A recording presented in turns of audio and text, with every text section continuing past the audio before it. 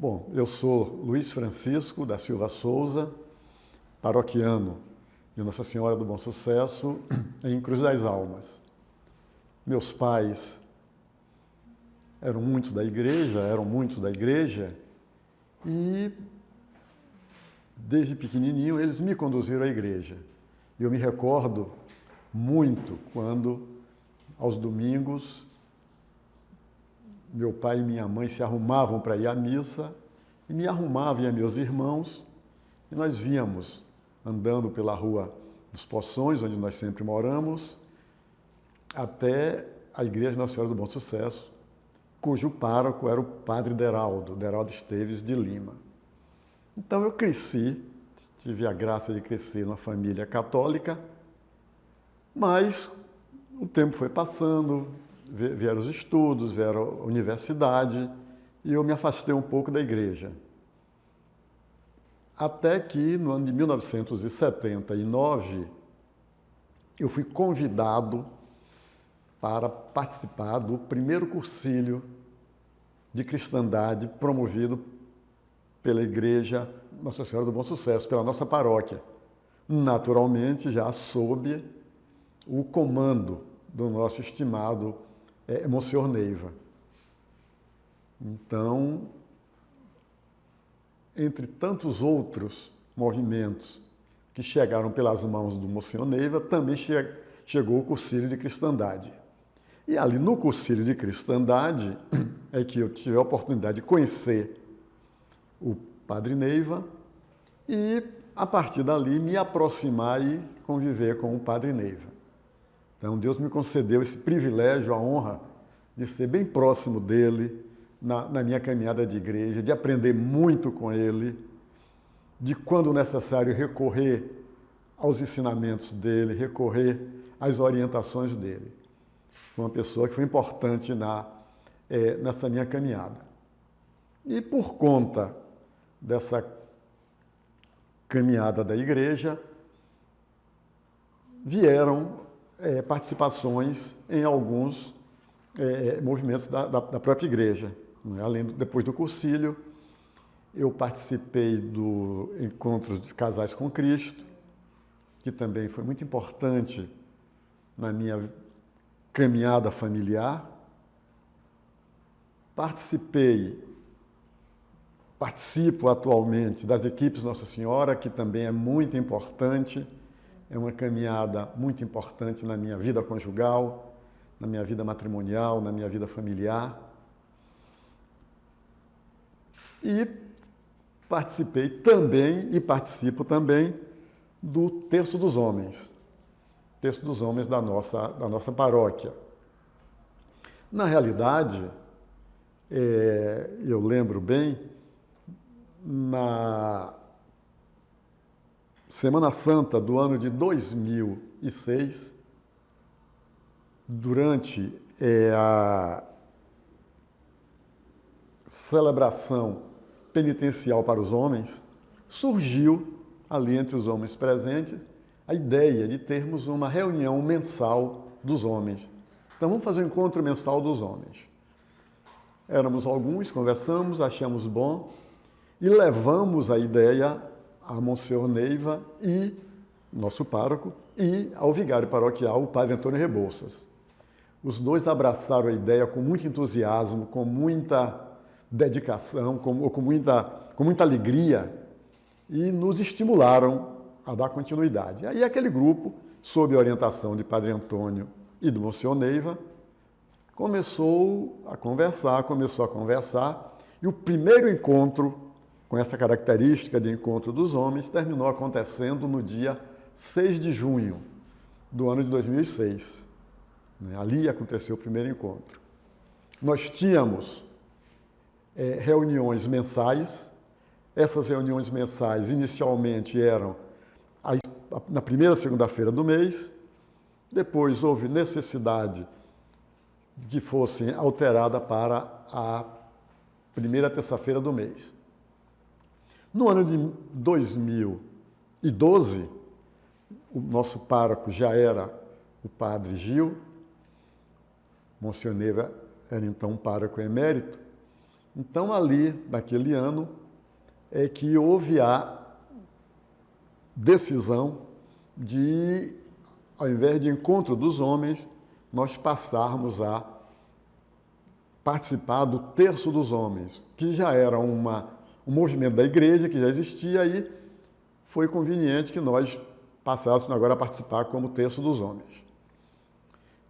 Mas, desde o início, lá quando ainda era o encontro dos homens, né, graças a Deus, as coisas foram prosperando e aquelas reuniões que inicialmente aconteciam apenas na igreja matriz de Nossa Senhora do Bom Sucesso, não era ainda a catedral, aquelas reuniões passaram também a acontecer nas comunidades. Então foram reuniões que começaram a ser descentralizadas, tanto nas comunidades rurais como nas comunidades urbanas.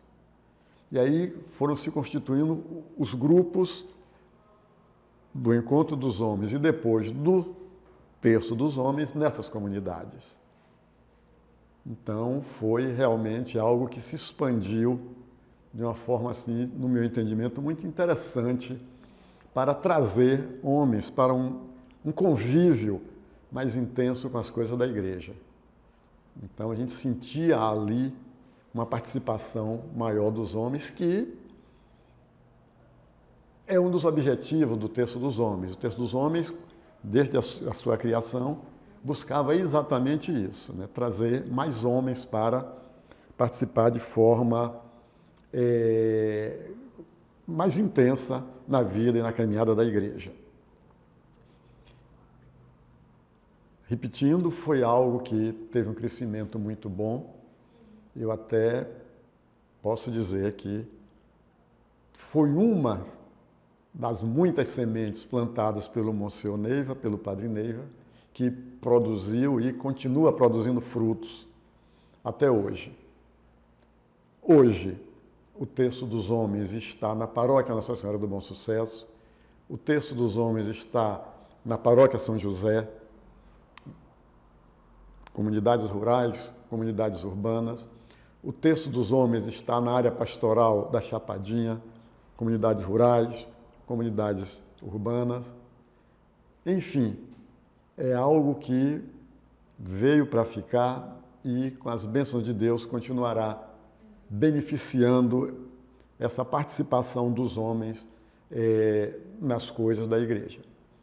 Como consequência disso, muitos dos homens do terço passaram também a estarem presentes e a colaborarem, contribuírem com outros serviços e outras pastorais. Então, muitos dos homens dos terços estão na pastoral do acolhimento, estão no projeto Cristão Solidário, estão participando do Encontro de Casais com Cristo, estão participando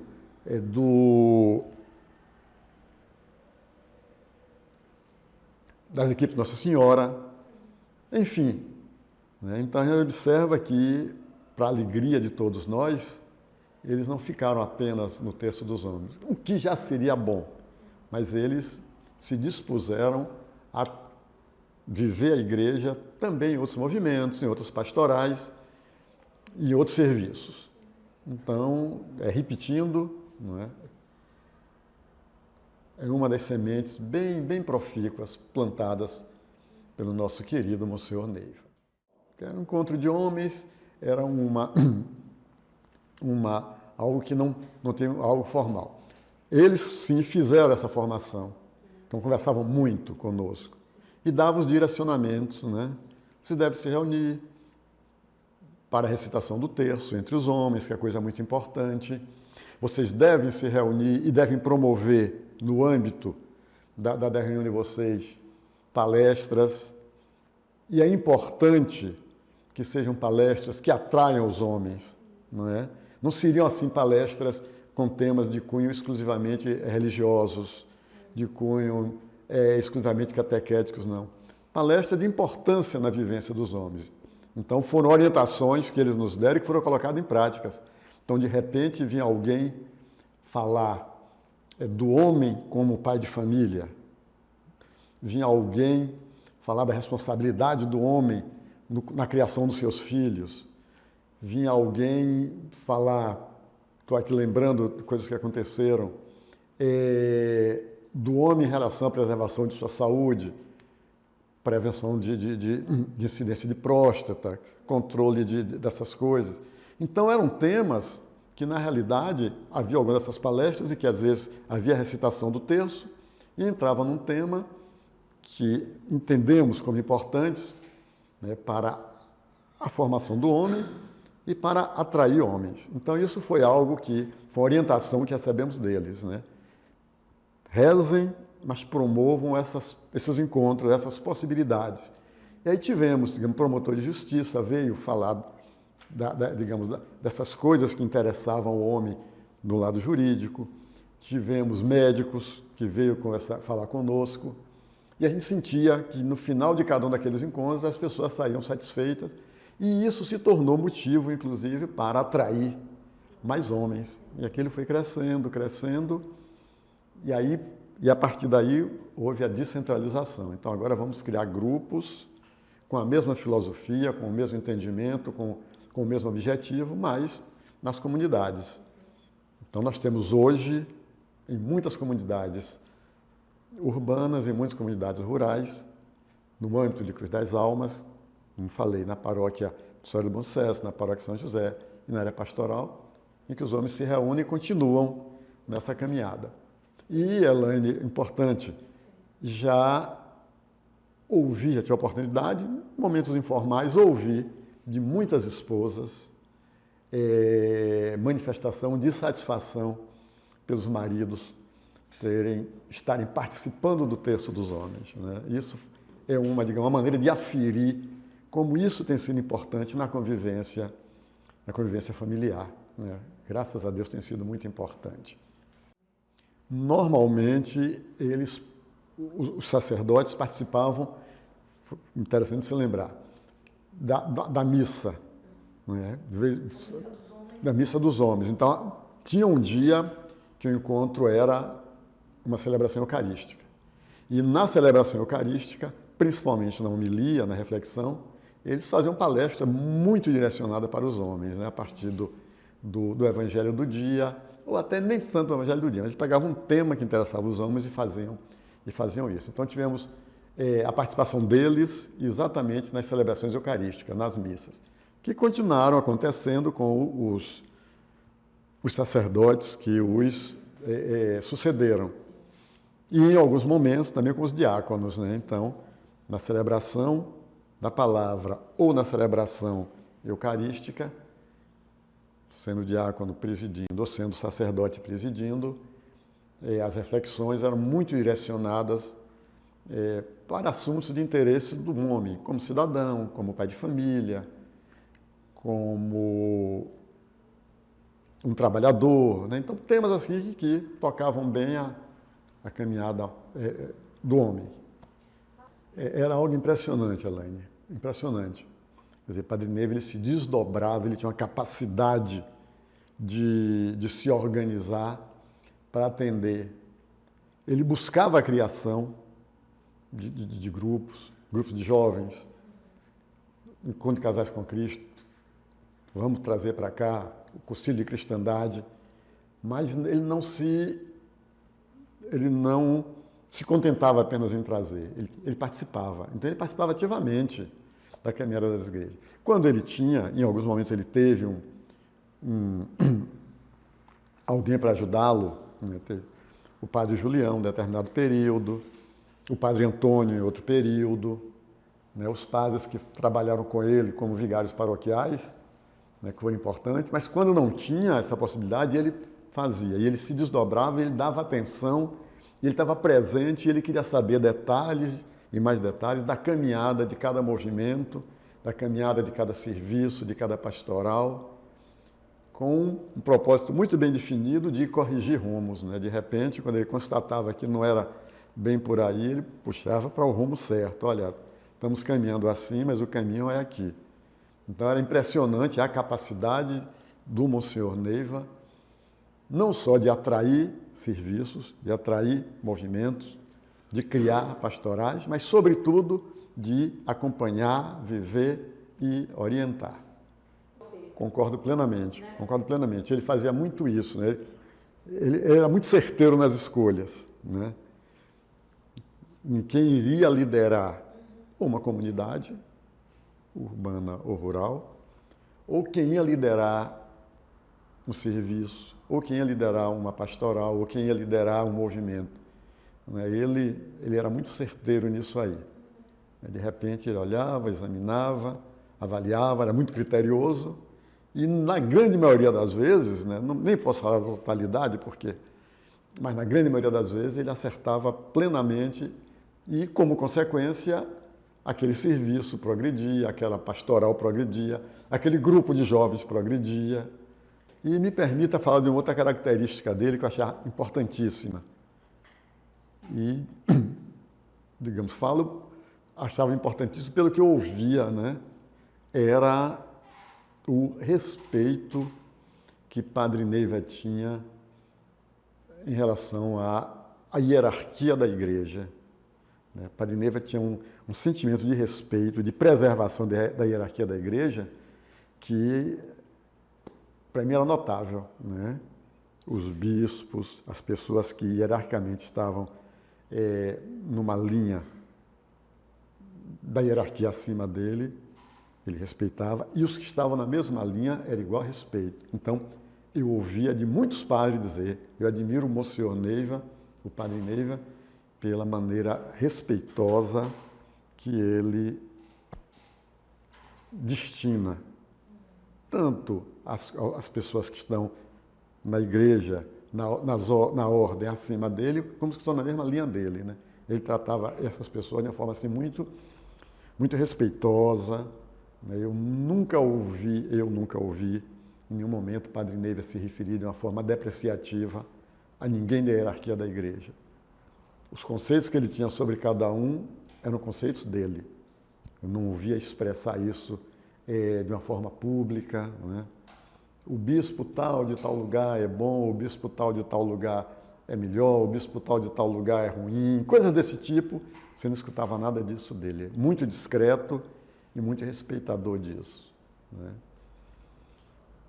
Vou citar um fato, desculpe a lembrança, né? Uma vez, numa das minhas idas a Bom Jesus da Lapa, né, eu cheguei em Bom Jesus da Lapa e uma das primeiras idas, e identifiquei um padre que eu tinha visto aqui participando de uma Semana Santa. Os padres de Bom Jesus da Lapa são os redentoristas, e ele costumava buscar o auxílio do redentorista para auxiliá-lo aqui na Semana Santa, né? Às vezes ele estava até sem um vigário paroquial aqui com ele, e esses padres vinham ajudá-lo, né? E passava aqui aquele período e ia embora. Numa ida minha, eu identifiquei, digo, poxa, aquele padre esteve lá em Cruz das Almas. Eu fui lá, me identifiquei, digo, olha, eu sou de Cruz das Almas. Ah, de Cruz das Almas, tá. Conversamos um pouco. Aí ele disse, Cruz das Almas, a terra em que muita gente se confessa, em que Padre Neiva estimula muita gente a se confessar. A gente vai lá passar a Semana Santa, eu nunca vi tanta confissão. Então, isso me marcou, né? Quer dizer, sabe, muita gente, ficou essa marca, muita gente se confessa em Cruz das Almas, né? E isso que você falou é importante também, essa postura firme dele, né? Ele não transcendia, ele não fazia para agradar, né? A linha é essa, ele ia na linha. E ele firmava esses conceitos dele, os conceitos de igreja que ele tinha, de doutrina que ele tinha, firmava, era inflexível, mas ele fazia isso de uma forma que eu diria fraterna. Quer dizer, ele não firmava os conceitos de uma forma que dividisse. Ele chamava as pessoas para aquele caminho, que é o caminho que a convicção dele mostrava, mas sem espantar, né? Sem dizer, puxa, a partir de hoje, o que eu ouvi de Monsenhor Neiva, eu nunca mais entro na igreja, nada. As pessoas sentiam nele, digamos, respeitavam o direcionamento dele, a convicção dele, e aceitava porque ele fazia isso com muita ternura, sabe? Com muita ternura. Era firme, mas agia com muita ternura, sabe? Era muito sábio o Mocioneiva, né? Nos aspectos de gerente, de gerenciar, de administrar as coisas da igreja, e também nos aspectos doutrinais, nos aspectos catequéticos, nos aspectos pastorais. Uma convivência de muitos anos, né? Uma convivência muito rica, né? Foi de 79, quando eu fiz o cursilho de cristandade, até praticamente o falecimento dele, né? Não o visitava como algumas pessoas faziam, que achavam muito bonito, semanalmente, ele já em cima da cama. Tinham pessoas que o visitavam praticamente todos os dias, né? Ele estava lá, as pessoas iam, rezavam com ele, tinha aquele momento com ele, né? Eu não fiz isso, mas nas vezes que fiz, nas vezes que estive lá com ele, era sempre muito interessante, né? Muito interessante. Ele me chamava de Lula, Lula, e a gente conversava um pouco ali, mas sempre ainda lúcido. Alguns momentos que eu sentia que a memória falhava um pouquinho, mas logo ele recobrava. E muita lucidez, até grande parte da caminhada dele, né? E eu tive a honra de ter um livro que escrevi, meus outros escritos, né, que foi um livro que eu escrevi, o primeiro livro que eu escrevi, de ter sido apresentado por ele, né? E ele já estava com uma idade bem avançada e me disse: Lula, será que eu ainda tenho capacidade para escrever essas coisas? Claro que o senhor tem, né? E está lá, quando eu pego o livro, eu lembro, né, disso que ele me falou. Será que eu ainda posso fazer isso? Já era 90 e alguma coisa, né? Já era 97, parece, quando ele escreveu essa apresentação desse livro, né? Enfim, foi uma pessoa muito especial, né, que a igreja teve aqui no meio de nós, né, aqui no Recôncavo, atuando